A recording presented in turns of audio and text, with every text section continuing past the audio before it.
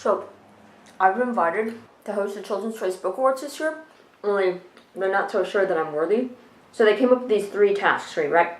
1, ride a camel. 2, eat a bunch of worms. And now 3, bring the finalist books to New York. How hard could that be, right?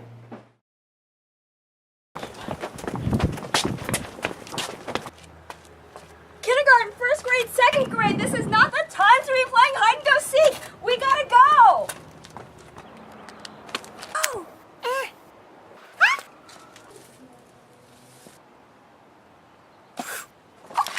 They're 4th grade. Turn off YouTube. Yo, Jared. Get a load of her jacket. I don't like the way it looks. 5th and 6th graders, what did I tell you about gossiping? Let's go.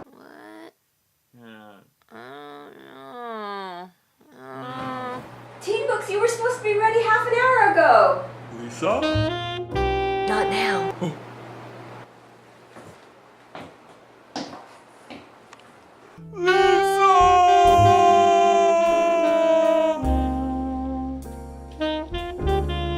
That was harder than I thought. Ouch! Okay, I'm gonna get dressed. You guys get in the bag.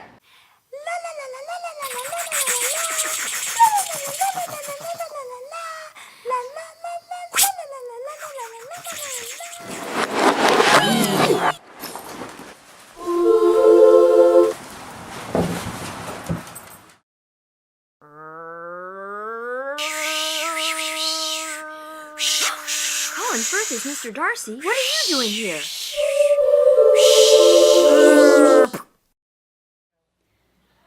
Live from Stage 48 in New York City, please welcome this evening's host, Miss Lisa Yee, Colin Firth as Mr. Darcy, and Pee-Pee.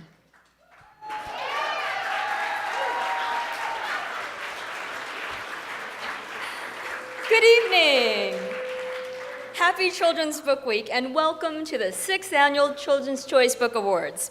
We have an outstanding show for you tonight. Since March 19th, we have taken polls and submitted, since March 19th, voters have been to the polls and submitted over 1 million votes for their favorite books, authors, and illustrators. And tonight, I know, a million, can you believe that? Tonight, we will learn who the winners are. Thank you, Colin Firth, as Mr. Darcy. He loves award shows. And thank you to Ben Felden, my son, for creating that video.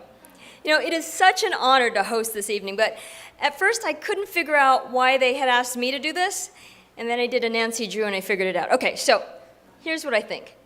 Past hosts have included John Cheska and Jarrett Krasaska, and this year they wanted someone whose name was easy to spell. I mean, like I only have 3 letters in my last name, okay? And 2 of them are the same one, so here I am. Now, I'm an author, and people are always asking me, where do you get your inspiration? Well, right here. This is Pee-Pee, spelled P-E-E-P-Y in case you're wondering.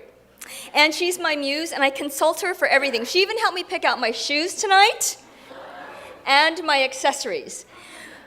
But you know what the best accessory a person can have is? How about this? A good book. These things never go out of style. And you know what else? I mean, they smell really good. Am I the only one who sniffs books? Everybody? Okay, good. It's not just me. So, here's the thing.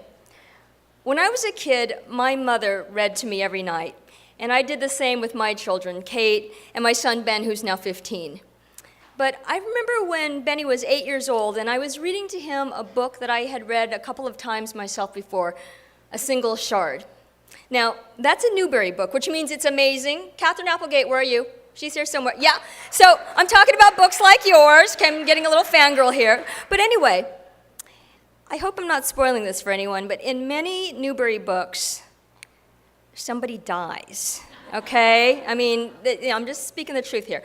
So I was getting to that chapter, and I was kind of worried because my son was very sensitive, and so I was kind of like, I need to brace myself in case something happens when I'm reading this thing. So I get to that chapter, and I'm reading out loud, And sure enough, the tears started. And it was like really slow at first, and then the tears got more and more, and he started gushing, and he became almost hysterical. And I'll never forget this. My son looked up at me and he said, "Mom, are you going to be okay?" And I was like, "No, somebody died. I can't believe this." But that's the power of a good book, isn't it? You never forget the thrill of reading it the first time, and then when you reread it, there's that anticipation of your favorite scenes. Now, when an author is in the midst of writing a book, that's the only time that story truly belongs to them. It's not your perception as an author that matters. You may put the book out there, but it's what the readers take away from the story or bring to it that's important, because those words and that book is theirs. And tonight, we are going to hear from children and teens all over the United States because they have told us what their favorite books are.